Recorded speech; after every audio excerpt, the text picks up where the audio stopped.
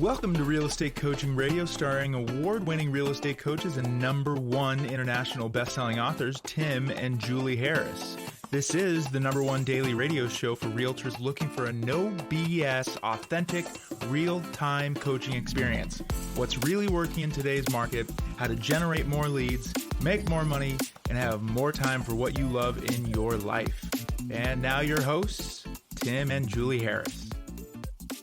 Hey, cool news for all of you guys. We are finishing up our 3-part series on the DISC personality style. And we are going to tell you, well, you know what? Heck, I'm not going to make you wait for it. I'm going to tell you right now how you guys can take your own personalized DISC personality profile. And the best part of this, it doesn't cost you anything. Taking the test doesn't cost you anything. So I'm going to give you instructions on how to do that now. I was going to hold off and make it homework for today's show, but instead I'm just going to give you that information now. And then Julie and I are going to get into the weeds, and we're going to be talking about the S personality style and the C personality style, right? Got it. So here's what you guys have to do. And this is something we've prepared. This is taking the test and getting the instant results costs you nothing. And all you've got to do is text the word you, as in YOU, to 47372. So text the word you, as in YOU, to 47372. Now, when you do, you're going to get a text back, and the text is going to say, do you want to receive texts from Tim and Julie, including the information you've asked for? You text back the word yes, and then we text you back instantly a link to take the test. Now, here's the cool thing about the test. It's you. It's your computer. It's you answering from very simple and fun questions. It does take about 10 minutes, but then it instantly gives you a personality profile. It tells you what your strengths and your weaknesses are. And then if you use the notes from these past 3 shows on the DISC personality style, you'll then be able to have super spy secrets, It is really cool when you learn how to use it. It is amazing. Yeah. Well, it's because once you understand yourself, then you can start, that's definitely the place to start with these personality profiles. And then after that, you can move to understanding other people, and you can use the notes that we gave you on the first of these 3-part series to then determine what somebody else is.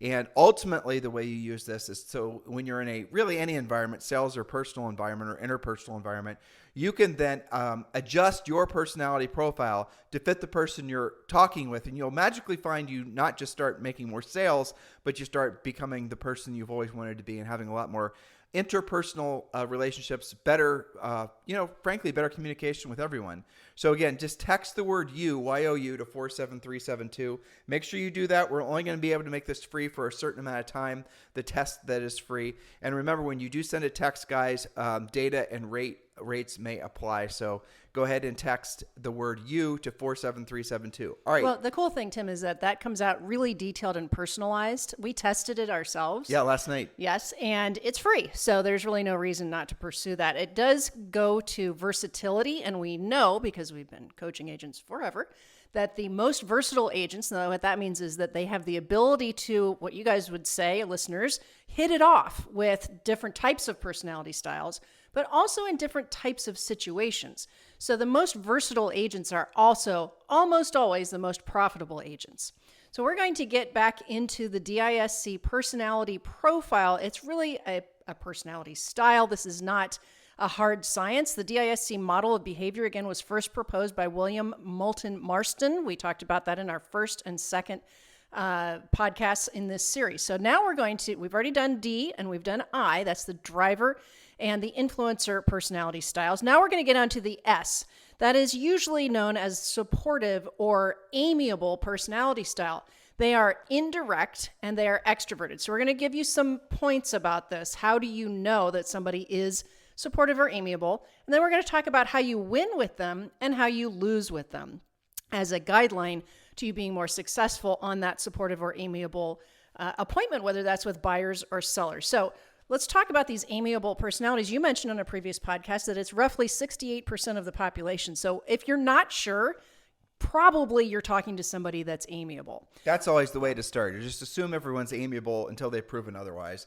And again, this is always, Julie and I chuckle at this, but most of you, especially if you've been exposed to DISC in real estate events, you think you're a driver, but you're going to be shocked to discover that very few of you are drivers in the original research. And again, we talked about this on day one of the DISC personality styles, but the original research proved out that it was like 8% or 10%. It was virtually nobody is a true driver personality style. And yet agents are led to believe that you have to have a driver personality style to be successful in real estate or any kinds of sales.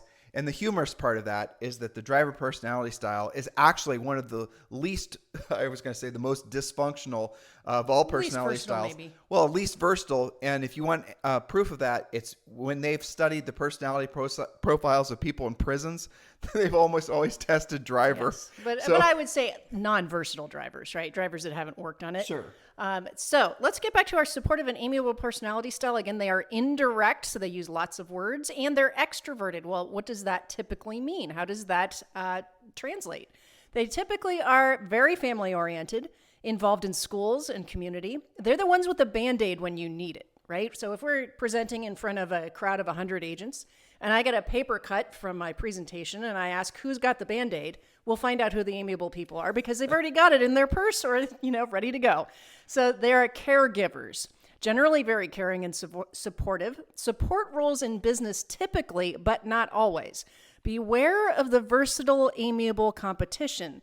They are secretly very effective. And I'll give you an example that they can listen to a previous podcast, and that would be John Walkinshaw in Canada, one of the most caring and kind brokers and agents, and very profitable, very successful, and naturally amiable. I think he would agree with that. He's a very caregiving, very family-oriented, takes great care of his customers and he just clients. had his best year ever, right? Best year ever. What were his numbers? Do you remember off the top of your head? Well over 1 million GCI.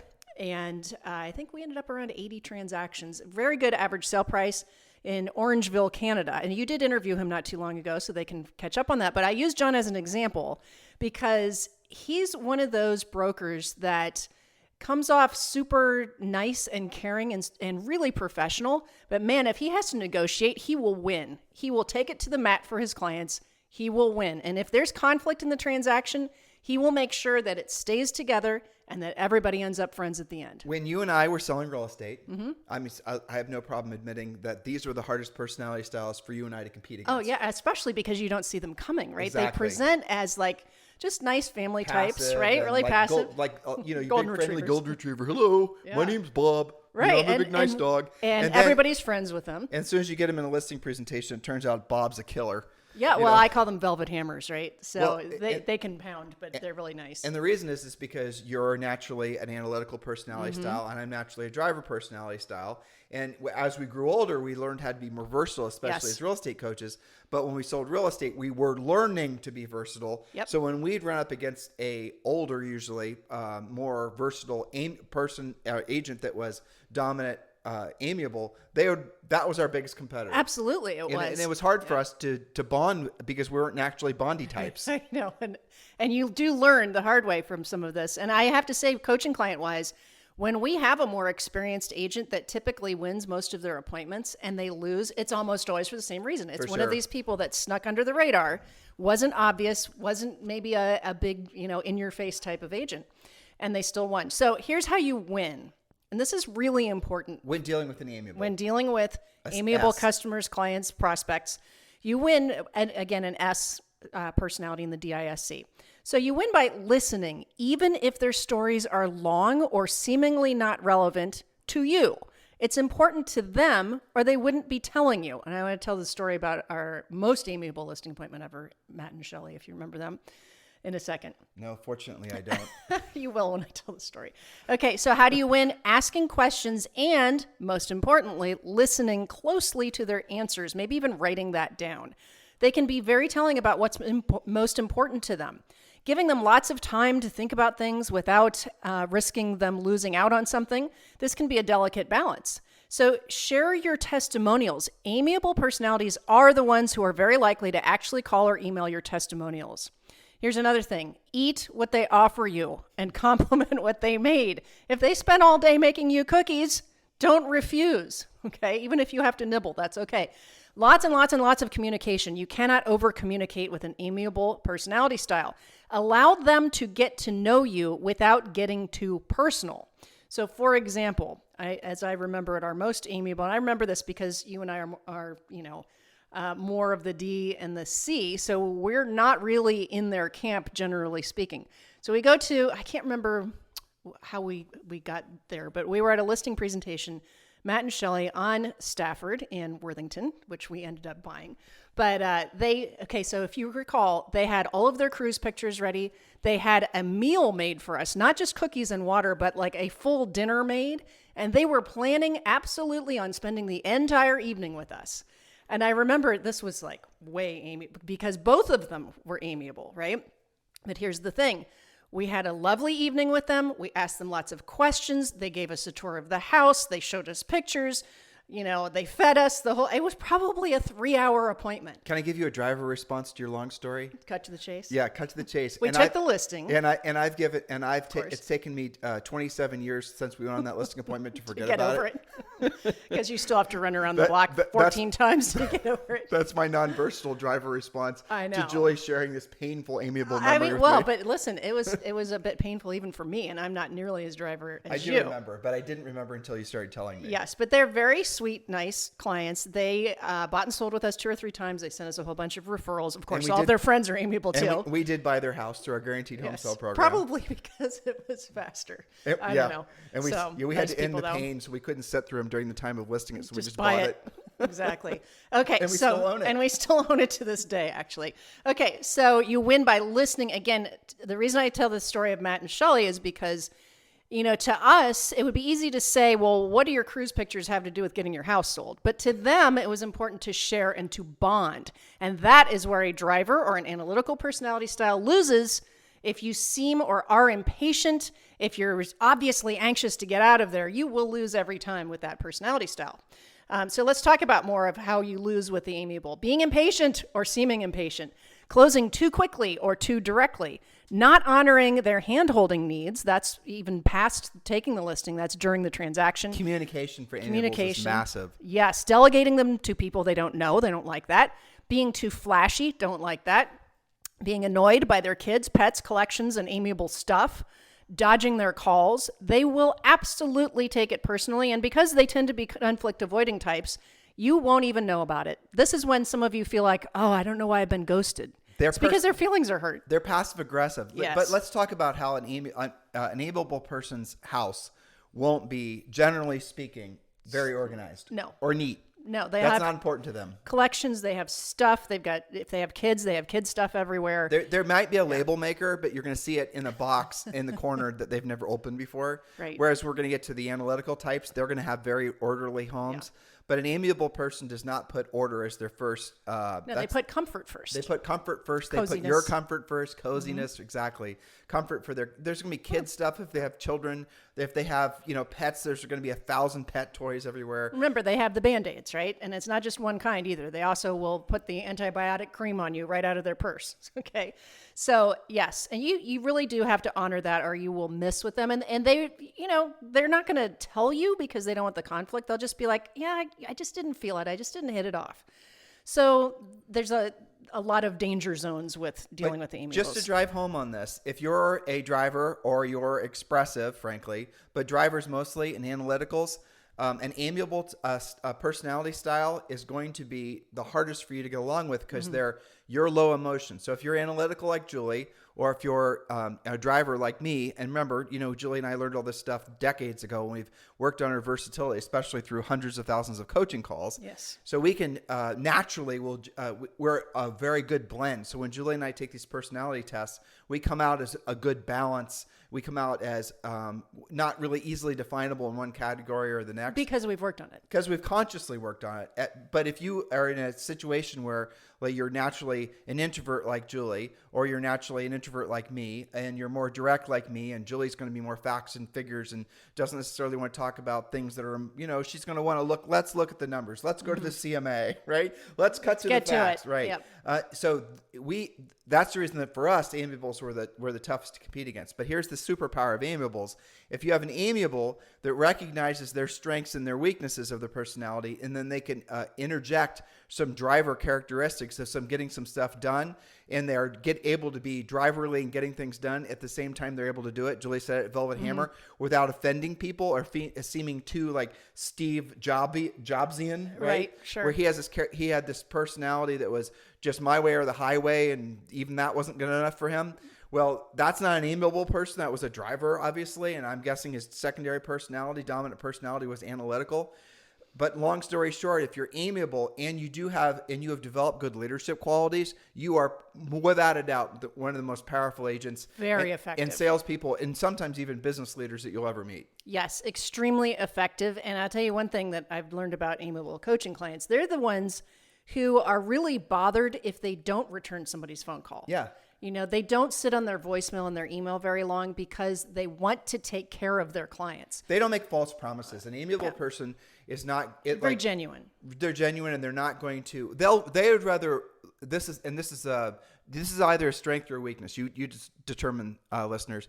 An amiable would rather lose the listing than they would offend somebody, and where it becomes or hurt somebody's feelings, and where that becomes detrimental to their ability to build a business is when they worry too much about offending the agents who they're competing against. They have this problem with accepting winning sometimes. They haven't moved past their resistance to learning and accepting the fact that when it comes to listing real estate, life in general, by the way, not everyone can be a winner. There's one first place and everybody else lost.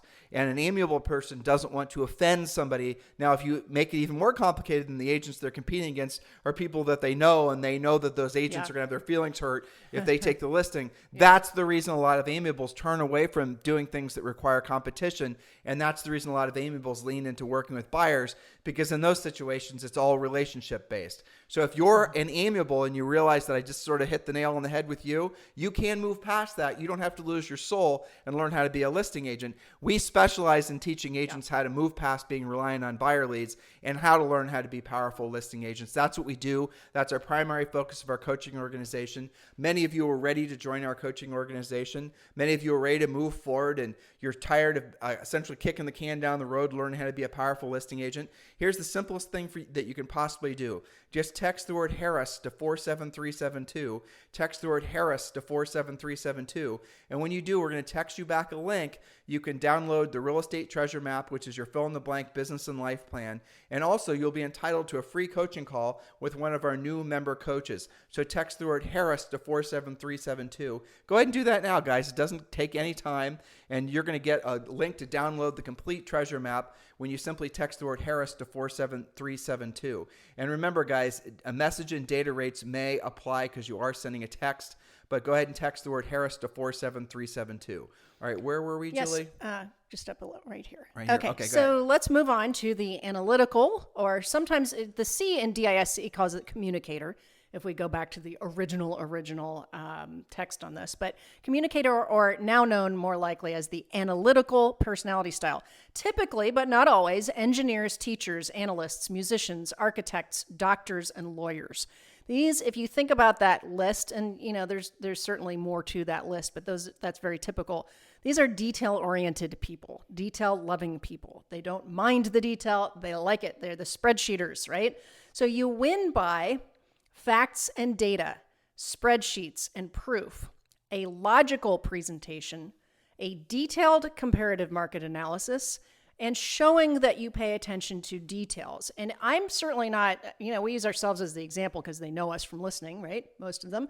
I'm not as far off the charts as analyticals go, but I'm pretty solidly in that camp. But I very much remember learning the lesson at, again, listing presentations, that you don't want to not have the comps that the seller does. And I remember many times, actually, sellers bringing out their spreadsheet, because here's the thing. When you're a seller and you're analytical, even if you're maybe on the driver end a bit, you are keeping track of comps. Well, you're going to sell in 90 days. You're going to keep track of your comps. Nowadays, it's super simple because they're way easier. Of course, they have the incredibly reliable Z estimates. Of course, we can't forget that. Not incredibly reliable? What are you saying? I know. Hold on. Zillow used their own Z estimate, cost themselves $20 billion. Yeah, that's how accurate that is. Oops. Well, but the truth is you have to obviously go prepared on listing appointments, and really when you're working with buyers that are also knowing their personality style works too.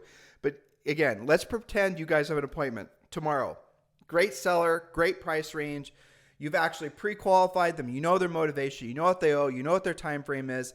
You've sent the pre-listing pack. You've followed all of our 7-step listing process. Go back and listen to the podcasts we did on that. You are totally locked in, ready to go. Yep. But you have not followed one of the steps, which was figuring out essentially based on what they do for a living and what you know about the community in which they live in, you haven't used the secret sauce of knowing personality styles to your advantage. So if you know, for example, like Julie was just talking, she was rattling off all the typical, communicator analytical personality types what those people do for a living.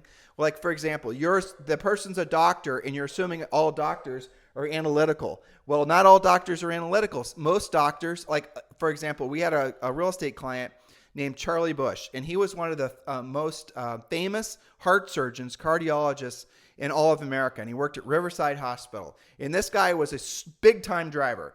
And it turns out a lot of people, he was not just a cardiologist, he was a heart surgeon. And a lot of heart surgeons and a lot of surgeons in general, doctors that do surgery, they're driver types. And I remember like when we had a lot of other doctor clients, and most of the doctor clients we had were amiable and then analytical. So they were more personality based, getting to know you, and then they were analytical. They wanted to get to know you first, and then they would, basically supplement needed knowledge with spreadsheets and, using the numbers and whatnot.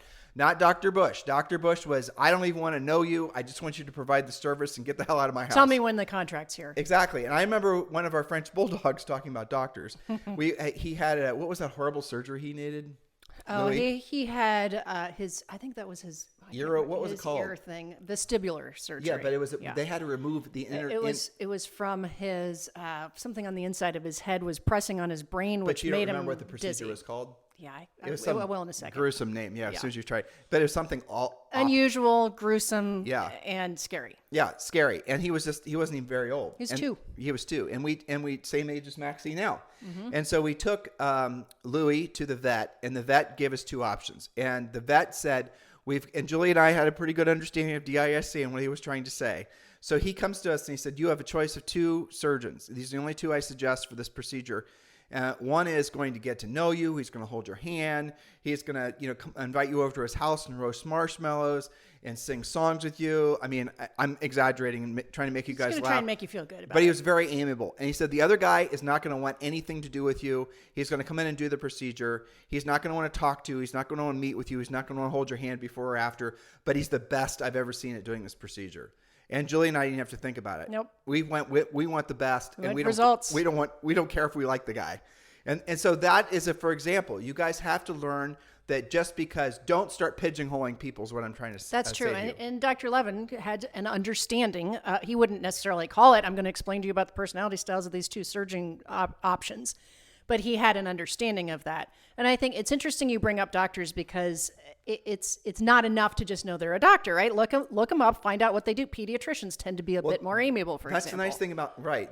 Well, they better be, right? Imagine a driver pediatrician. I mean, the kid crying would drive him crazy in 2 seconds. But that's the nice thing about social too. You can do a little spying on people. So much more. Going to let them know exactly what, is important to them. And the nice thing also about social, if they don't use their page exclusively for business, is that you can see what they do when they're not working, and that really gives you an insight. And go back and listen to the 2 previous podcasts on DISC that we did, because then we are suggesting to you guys the real way to find out what somebody is isn't how they present when they're in their working environment, but what they do with their time when they're not working. And if they're doing introverted type things when they're not working, that's going to give you a real window into them being probably a driver or an analytical type. Versus if you see pictures of them going to what was that concert that was in Puerto Rico that everyone was fighting? Bad Bunny? Bad Bunny. I know.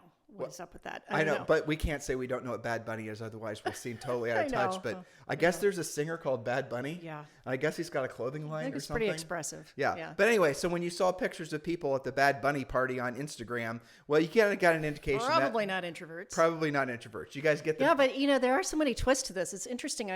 We can talk about, friends and clients and stuff like that. But you remember one of our neighbors in Puerto Rico who presents as like surfer dude. He's always out like on a golf cart with a surfboard and just looks, I just thought he was somebody there doing his surfing thing, right? And then one of our other neighbors said, well, you do know who he is, right? And I'm like, well, tell me more. Turns out he's like this crazy scientist engineer who is like the world's expert on lithium batteries. Oh, you're talking about the guy that lives down the way. Teague, yeah. With the French Bulldog. So I knew him through the Frenchies, which is kind of amiable. And I knew him just passing him out on a dog walk as he's going to the beach thinking, that's kind of cool that you get to surf all day. And it turns out, and so what did I do? I went to social and I thought, well, isn't that interesting that he was presenting in Bolivia to this huge crowd and to the government about how to turn them into a lithium country or something. I don't know. Well, I'll tee you up. But, you know, it's interesting. I'll tee you up to talk about analyticals. Yes. So you have met Ricky Martin on the beach in Puerto Rico in our neighborhood Yes. more than once. Mm-hmm. And he is not expressive. He is definitely analytical, definitely an introvert by nature. Yeah. And we have never ever once seen him out and about, other than those few times you've seen him on the With beach. him and his kid, him and his dog, you know, something like that. On the beach, but by themselves. Absolutely by themselves. Now, we've seen other people, and where we live in Puerto Rico, where they're, celebrity types. Yeah. And they have, obviously, they're extroverts naturally. The party's on all the time. Exactly. Yeah. And we've heard about these things going on. We've seen them going on. Whereas you see Ricky Martin early in the morning with his son, with their dog on the beach. To the point where I didn't even recognize him until I had passed and thought, well, isn't that interesting? And I thought, Oh, no. Well, my thought, keep in mind, this is like 7 o'clock in the morning, no coffee. It hits me. That was a nice looking young man. And I thought, I kind of look like Ricky Martin. And I looked it up and like his Wikipedia or whatever came up first was exactly the person I just saw. Well, there was no question about it. I like how you said young man. You realize he's our age, right? Well, of course. I know. But I think the point is, and we didn't really drill down on this, but when you take the test that we'll send you, it gives you some examples of the fact that how people are in business is not always how they are personally at home. And this is one of those tests, a little bit of versatility, right? So I think we would all agree that on stage, Ricky Martin seems about as expressive as the day is long. But in person, he's more of an introvert. So the reason we're sharing all these silly stories with you guys is so you understand that's versatility. That's trained versatility. That's learned versatility. You can do it too without having to shake your lambada or something. Something. I don't know. Anyway. Yeah, but the point is to understand this stuff and to apply it. Okay, so we talked about how you win with an analytical, right? So have detailed CMAs and things of that nature. How do you lose? Being sloppy in your presentation, especially your CMA, making light of their need for facts and stats. Well, how do you do that? You do things, maybe you promise to get more facts about their price, and then you get irritated that they asked and you never follow through. Analyticals don't like that. Frankly, being caught with your pants down and them knowing more than you. That's the greatest way. bad. And not all analyticals are going to want to shish kebab you, but they're not. See, an analytical also is going to be indirect. So if you piss an analytical off, they're just going to ghost you. They'll be like, note to self, didn't have any real comps. Exactly. And they won't tell you why they didn't hire you. You just won't get the listing. Whereas an amiable won't tell you, and then they might wait for you in a dark alley and shiv you. You know, I'm trying to make you guys laugh. But these are the things you have to understand. You're not going to know why you lost with an analytical or an amiable a lot of the times. You're going to have to go in over-prepared so you don't lose and don't have to worry about why you lost. Well, it is better to go in over-prepared and then back off if you went too far on that, and maybe they're not all that analytical, but aren't you glad that you have those comps just in case? How else do you lose is by being overly emotional or expressive, just kind of makes them uncomfortable. Trying to close emotionally versus factually or logically. And I'll tell you another one that I should have had on this list is being late. They hate that. And you remember listing presentations where we showed up and they had actually kept track of agent name and when they showed up 5 minutes late. Totally. I remember when you and I first started selling real estate and we got our acts together really quick. We listed and sold over 100 houses our first year. And one of the ways we did it was quite simply, we put together a pre-listing pack. And our pre-listing pack, I don't even remember it in our first year, wasn't good. I'm sure it wasn't. How would it have been? Right. And because what we did is you and I this was before the internet. Good Lord, are we old? Okay. And so we traveled around the country and we visited with top producing agents and we paid them typically $2,500 to spend the day with them. And we would grab all their collateral. We'd grab if they had pre-listing packs or listing presentations, and we began to put ours together. Probably 10% of what we gathered was really useful. A lot of it was too ego-y about me type stuff. But when Julie and I found something that was really worth it, then we would include it. And the evolution of that is now the current pre-listing pack we sell to our coaching clients. It's included with our Premier Coaching Program.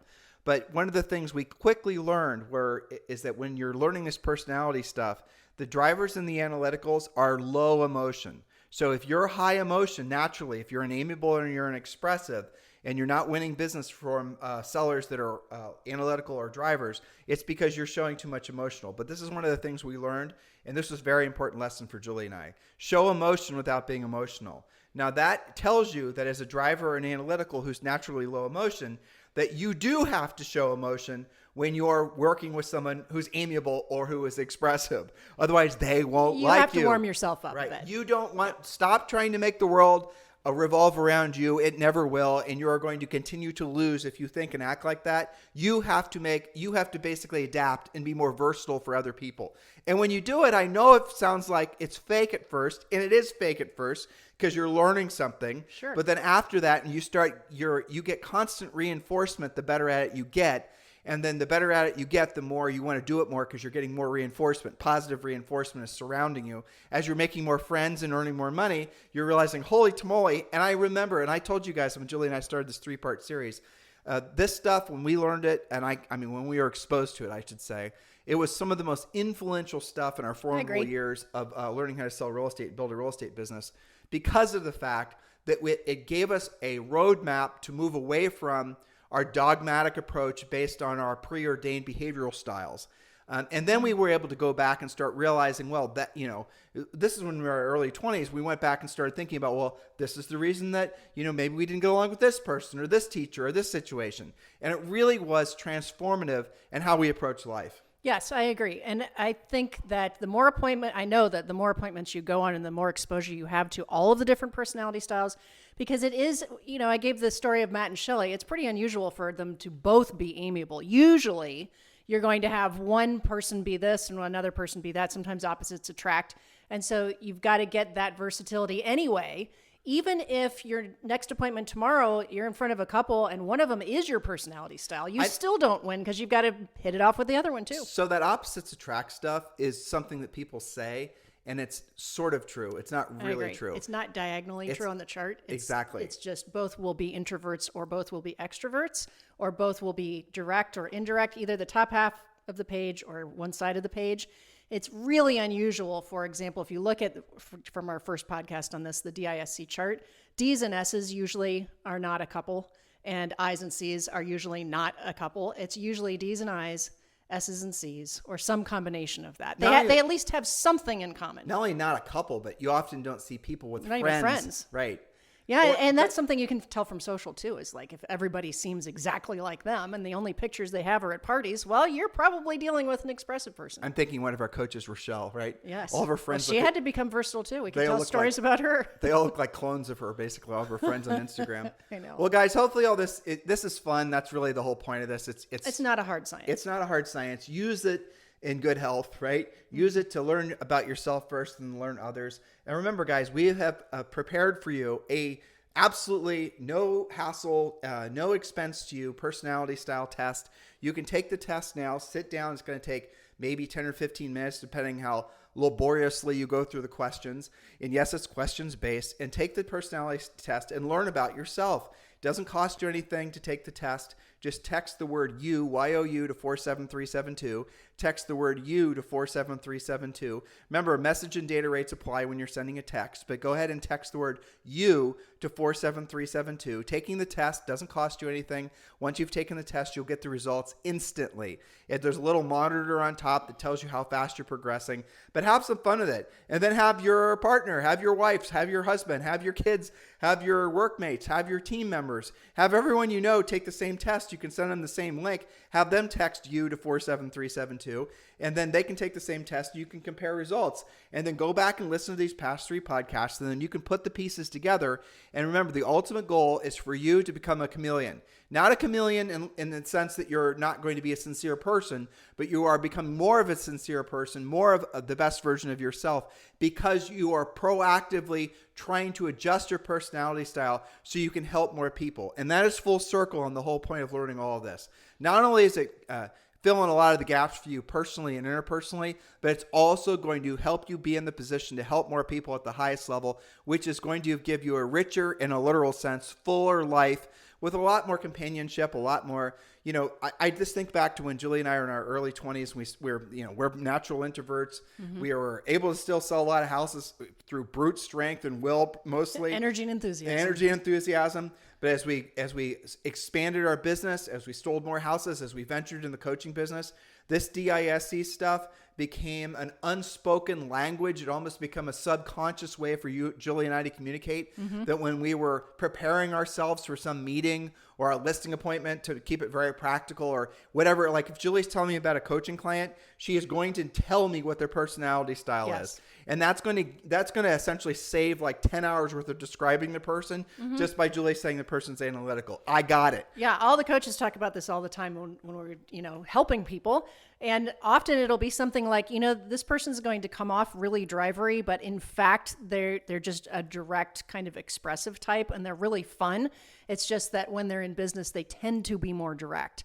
And so this is a way of communicating. It's not that you are, and I caution people, don't over-classify and take this to some kind of a crazy level that, oh, you're too nice because you're amiable and you're not going to be able to close anybody. We're not talking about that. We're talking about developing your versatility so that you can work with a lot of different people. That's what the golden stuff is. It's not this is not a diagnosis. It's just a profile. And let's not go negative, but when this stuff is sold to you guys as being their specific personalities that you need in order to personality styles and profiles you should have in order to be successful, that's just complete bullshit. It's crap. Because you can be successful no matter what your personality style is.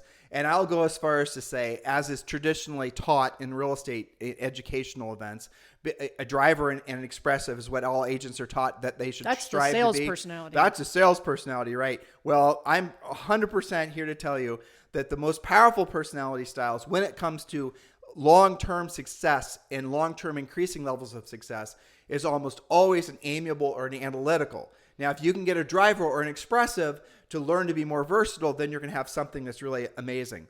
But it's just the complete opposite of what these, I think, short-studied people are teaching, and they're just passing along. Most of what you guys hear is the same bad information that's been passed along since the 90s, and they're just regurgitating what they heard. I was watching a video on YouTube. I got an email from a gal that wants to be on our podcast, and she describes herself as being top 1% of agents and 1% of real estate coaches. Well, I'd never heard of her before, so I knew she had to be sort of fibbing with regards to the real estate coaches especially. So I read the rest of her thing, and I did some homework on her, and then I listened to a little short interview because we get probably 2 and 3 requests lot of that type of thing a day for people to be guests on our podcast. And I take them all seriously. Sure. And I can't delegate it. So let's pause here for a second. Because you're a versatile driver, you don't just summarily blow them off. You do your research. Yeah, because I want to make sure that we're exposing you guys to people that are frankly full of shit. Yeah. And so I started listening to her talk, and I discovered that she was indeed, as we are fond of saying in Texas, tall hat, no cattle. And she was blathering on about how she's used YouTube videos and videos for this and videos for that. And all she was doing was saying the same crap that people have been saying before there were YouTube videos, before there was the internet, back in the 90s about postcards and about branding. It's the same stuff. Oh, your goal is to get people to know you. Once they know you, they're going to want to do business with you. Not true. Once you basically occupy this revered space in their mind that they've carved out specifically for their realtor, then you've earned some sort of right to be their agent forever, and they're only going to think of you. Not true. All these marketing and branding lies that are now just being perpetuated forever. And the other thing I was taking away from listening to her is she's obviously not been trained on being versatile with personality styles. Right. Because everything was about her. Every other sentence started with I this, the other thing. These are all the types of things as you mature. Well, I shouldn't say that. It rarely happens as you mature. Most people, they get stuck in a particular behavioral pattern and style and way of thinking, and they never move away from it. They lack versatility, but they also lack creativity. They lack curiosity to challenge their beliefs. And that's they don't know what they don't know is the issue. And they don't look for what they don't know. And they don't look for it. And I think with all of the different online media, it's harder for them to know what they don't know because they can get sucked into that vortex of thinking, well, I must not be getting more listings because I don't have this award, or I can't brag about that, or I don't have a YouTube video talking all about myself. When in fact, it has a whole lot more to do with your skill, your ability to proactively lead generate in the first place, and then to do the 7-step listing process. It always goes back to those 3 things, right? Yeah. Proactive lead generation, pre-qualifying, and presenting, right? Yeah. You learn those things at the highest level. You obviously know this DISC stuff. You use our systems. You use our pre-qualification scripts. You use our pre-listing pack. You use our listing presentation. Just good. If you want to know what your rest of your real estate career business plan is, what you need to master, it's just those 3 things. I did not say video. I did not say social, because here's what's happening. And we've told you guys this, and I'm going to get on my soapbox because it's important. Julie and I have been reading a lot and studying a lot about Web 3.0 because it has that taint of stink about it that feels fake. It does. And so does cryptocurrency. Oh my God, we're going to get the hate for crypto people now, but hear me out. A lot of our best friends are crypto people. And we do listen to a lot of stuff and do our own research and try and educate ourselves on all of this. And we have. And that technology is still in the malarkey phase. Mm-hmm. It really is. It's not even in the early adapter phase. It's in the malarkey phase of people trying to decide what it is. But I see the cycle of a lot of these real estate ideas and these things that are taught to agents. They just get regurgitated. And this Web 3.0 that's starting to float around, and the whole idea that somehow everything's going to be in the metaverse. Yep. There is some iteration of that's going to play out to be true, but it hasn't manifested itself yet. And what I find fascinating about all that is it's a bell ringing in my head, and it's saying, pay attention. This is going to be a big change that's going to happen in the way business and life is conducted, right? Study this, watch this, learn about it, watch it evolve. And don't be an idiot about it, But this is going back to don't build your mansion on land you don't own. Sure. Julie and I have friends. We have 2 groups of friends in Puerto Rico, several that are YouTube. They make their livings off YouTubes, and some of them have just massive audiences. Not on as YouTube. realtors. Not as realtors, no. One of them is Ninja Kids, and the other, if you guys have kids, you unfortunately know what that is. And then there's another one called J House, and there's some others too. Because where we live, basically, we're wall-to-wall entrepreneurs, and a lot of the YouTube-type people are there. Paul Logan and his brother live there, all these other people. So one of the things that if you get to know these guys, they'll tell you is they're living in constant fear of these algorithms or the way that these websites are being run changing. And they're always looking for other ways to subsidize their YouTube income. Let's call it that, right? And that's what happens. That's what happens with all this online stuff. That's what happens with all the social networking stuff. And that's what's about to happen. And that's the point about Web 3.0. There are some things that are going to happen very shortly that are going to make social networking and the way that we've gotten used to it look like a billion-year-old technology. No one's going to be going to it. No one's going to be using it. How many of you have AOL email addresses? I know some of you do, right? You've got mail, right? Yes. Some of you still use that technology, but even Gmail is now obsolete compared to some of the things that are coming around the bend. And this is the reason it always goes back in my mind when I'm talking to agents, when I'm like trying to think, what can Julie and I say to you guys that's going to help you to be motivated, help you to be educated, help you to get into action? It's all these little temporary, little whiz-bang ideas that we have to compete with for your mind space and convince you to see it for what it is versus doing the real work of real estate, which is what we frankly plead for all of you guys to do. And you're now going to be inundated constantly with all these easy whiz-bang ideas, like this real estate coach gal, which she was saying she was a coach. I am going to teach you how to create all these YouTube videos, and the world's going to beat a path to your door. Intuitively, guys, does that make sense? Statistically, does that make sense? It does not. We know that is not how sellers specifically go about choosing who they're going to use as their real estate professional, right? They always start out with, who do I know? Who can I, if they don't know anyone, then they go to who is a trusted friend or advisor that I can ask for a referral. And then they only will respond to any sort of marketing message. And the percent of people that respond to a marketing message is something like 6 or 8% because everyone else knows who they're going to use from the first 2 filters that they run that decision-making process through. That's how people have made decisions forever and always will make decisions. And yet, all these people are trying to sell you these gimmicky ideas that are trying to do the marketing and the buying of the business. Trying to circumvent that fact that people first ask themselves, who do I already know? And if I don't already know, I'm going to ask a trusted friend or advisor. I was kind of going through you guys know this because think about your own lives, right? Here we are at our cabin in North Carolina, where we absolutely really didn't know anybody except for the developer that lives next to us. Every single person, from the guy that brings firewood to the guy that cuts the lawn to the person that's going to stain the deck, we didn't know, which is unusual. If we were, in Puerto Rico, or know people. But here, referral. What did I do? I went to Kevin next door. He knows everybody. He said, don't use this guy, use this guy. I'll say, use this company because they're the best. And there are local papers around here, and we didn't even look. No. There are billboards, especially when you get into Murphy. We get crap everywhere. in the mail as a new owner, just like everybody does. Right. But And we didn't respond to that. And we didn't respond to any of it. We just went to referral. You guys do the same thing. You might go to the internet first to do research, to understand more about something. I mean, that's normal behavior now.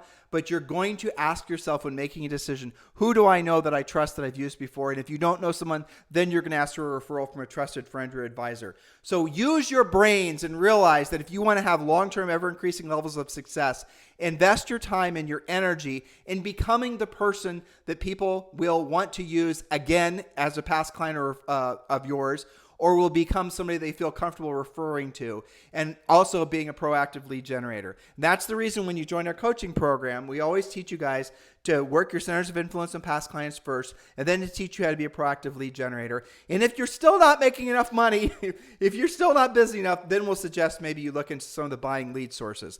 But very rarely will any of you even consider that, because you're going to be so successful from doing it the right, most profitable way. And you'll like actually having profit at the end of that transaction. Exactly. And that's the reason Julie and I keep our training very practical and tactical. And that's the reason we really drill down on this personality stuff. So you guys can, okay, I've learned something today. Tool. I feel a little bit smarter. I feel a little bit more confident. I'm going to go out and apply the information.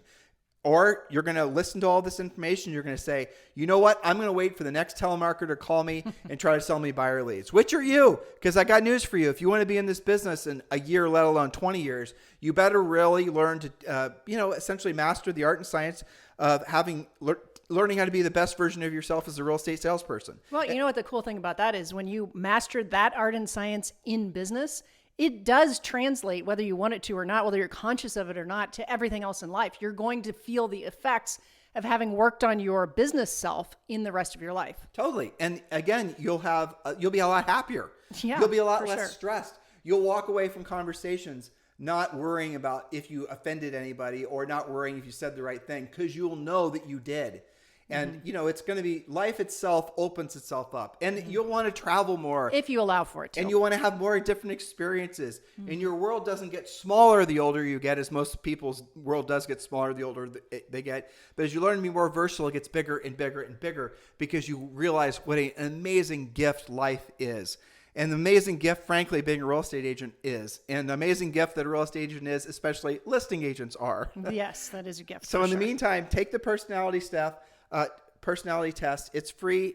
It will not take very much of your time, and I think it could significantly move the needle in your business and personal life. Text the word YOU, Y-O-U, to 47372. Go ahead and text the word YOU, Y-O-U, to 47372. And when you do, we're going to send you back a link, and you can click it, and then you can be off to the races and take your own DISD-style personality test. You guys have a great day. We'll talk to you on the show tomorrow.